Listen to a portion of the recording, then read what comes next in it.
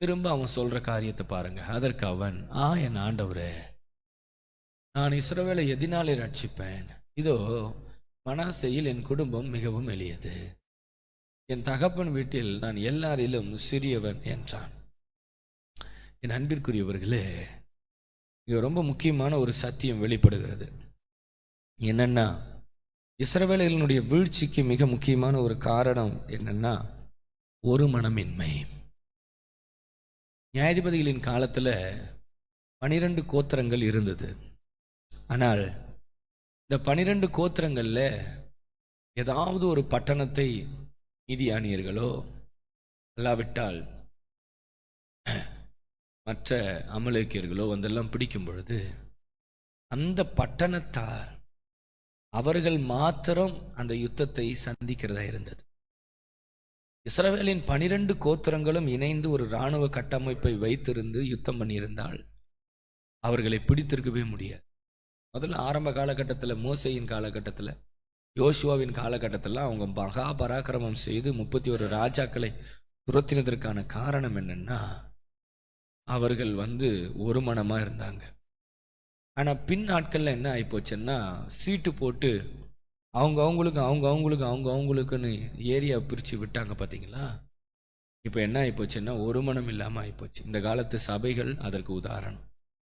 அங்கங்கே அந்தந்த ஏரியாவில் பிரித்து அவங்க சபை நடத்த ஆரம்பித்த உடனே இப்போ எல்லாருக்கும் என்ன ஆகிப்போச்சுன்னா, தன் கோத்திரம் நல்லா இருக்கணும், தான் நல்லா இருக்கணும். ஒட்டுமொத்த கிறிஸ்தவர்களினுடைய அழிவை குறித்தோ உபதேசத்தை குறித்தோ எழுப்புதலை குறித்தோ கவலைப்படுகிறவர்கள்லாம் ஒரு சிலர் தான். கிதியோன் மாதிரி ஆட்கள், சிம்சோன் மாதிரி ஆட்கள்லாம் ஒரு சிலர் தான் எல்லா தேசத்தினுடைய ஒட்டுமொத்த எழுப்புதலுக்காக யோசிக்கிறாங்க. மற்றவர்களுடைய எண்ணம் எல்லாம் இப்போ என்ன ஆகிப்போச்சுன்னா, சொல்லும் பொழுதே அவங்க இது எங்கள் ஊழியம், நாங்கள் இதை இம்ப்ரூவ் பண்ணணுன்ற மாதிரி யோசிக்கிறாங்க. அது தப்பு இல்லை, ஊழியத்தை இம்ப்ரூவ் பண்ணுறது நல்லது தான், ராஜ்யம் இப்போ கட்டப்படும். ஆனால் அதே சமயத்தில் அதுக்கு மட்டும் தேவன் நம்மளை அழைக்கலை. அதை தாண்டி பொதுமைய கொள்கையில் மற்றவர்களுக்கும் நம்ம உதவி செய்யணும். சீஷர்கள் மீன் பிடித்த பொழுது படகு நிரம்பின பொழுது தங்கள் சிநேகிதரின் படகையும் கொண்டு வந்து அங்கேயும் மீன்களை பிடித்து அவங்க கொடுத்தாங்க. ஷேர் பண்ணுறதை நம்ம பார்க்குறோம் இல்லையா?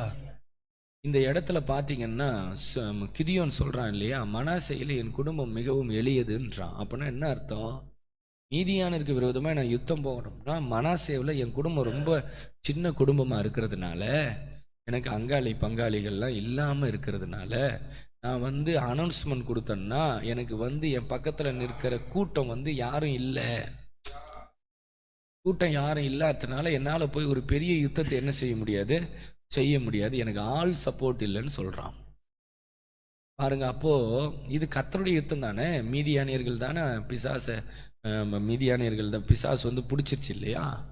இது கர்த்தருடைய யுத்தம்னு சொல்லும்போது உடனே என்ன பண்ணணும்? அப்போ கிதியோன் மேலே ஆவியானவர் இறங்கிட்டார்னு சொன்னால் எல்லா கோத்திரமும் கிதியோனுக்கு பின்னாடி வரணும்.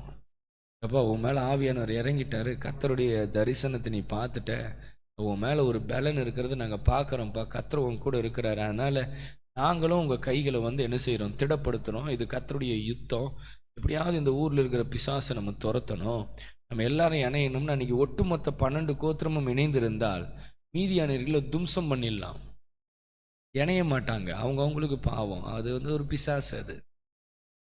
அதில் பல காரணம் இருக்குது. ஒன்று, அது பெருமை ஒரு காரணம், இன்னொன்று பயம் ஒரு காரணம். இணைஞ்சா இங்கே இருக்கிறது அங்கே ஓடுறோமோ, அங்கே இருக்கிறது இங்கே ஓடுறோமோன்ற பயம். இன்னொன்று பெருமை, ஏன்னா அவங்களுக்கு ஆண்டவர் மேலேயும் நம்பிக்கை கிடையாது, அவங்க அபிஷேகத்தின் மேலே என்ன கிடையாது, நம்பிக்கை கிடையாது. ஆண்டவர் மேலே முதல்ல நம்பிக்கை கிடையாது, அழைத்தவர் தெருவில் விட்டுருவார்.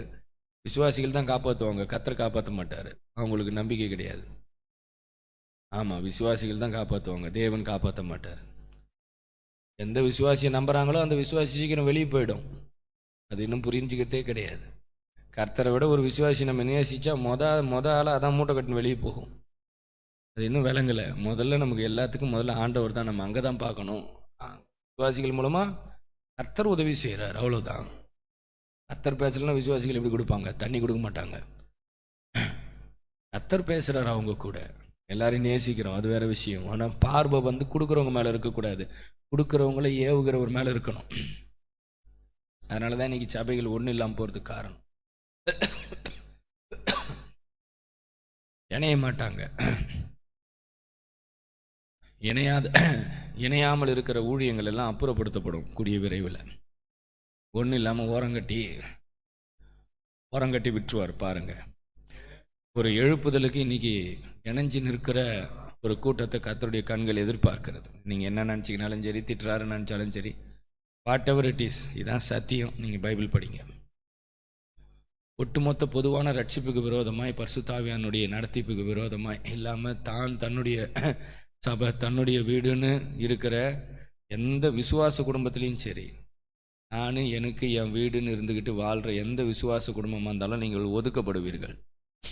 சபைகளுக்கும் சரி, எந்த சபையாக இருந்தாலும் ஒட்டுமொத்த எழுப்புதலுக்காக பிரயாசப்படாமல் தன்னை வளர்த்து கொள்ள பிரயாசப்படுகிற எந்த சபையும் தூக்கி வீசப்படும். உங்கள் சபையில் அற்புதம் நடக்காது, ஆவியானவர் உலாவ மாட்டார். விசுவாசிகள் வீட்டில் அற்புதம் நடக்காது, ஆவியானவர் உலாவ மாட்டார். பெயர் கிறிஸ்தவர்களாக பெயர் சபையாக இருந்துட்டு போயிடுவீங்க.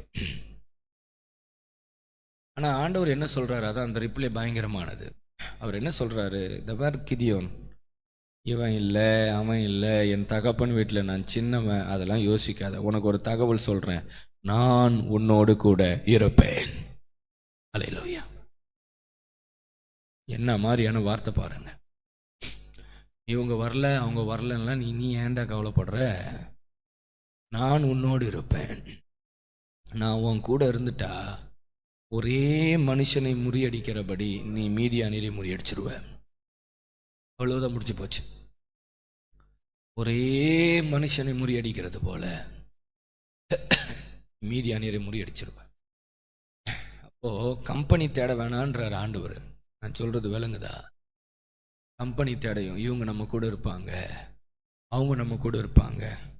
அவர் வந்தா ஜபத்துக்கு நல்லா இருக்கும், வந்தா வா கூட ஒன்றா ஓடலாம், வரலைன்னா நீ ரெஸ்டடு, உன்னை பார்க்கறதுக்கு நேரம் இல்லை. உன்னை பார்த்தா என் ஸ்பீடு குறையுது, எனக்கு நான் இன்னும் போய் அச்சீவ் பண்ண வேண்டியிருக்குது இல்லையா? நேற்று படித்தோம், ஸ்பீடை குறைக்கவே கூடாது.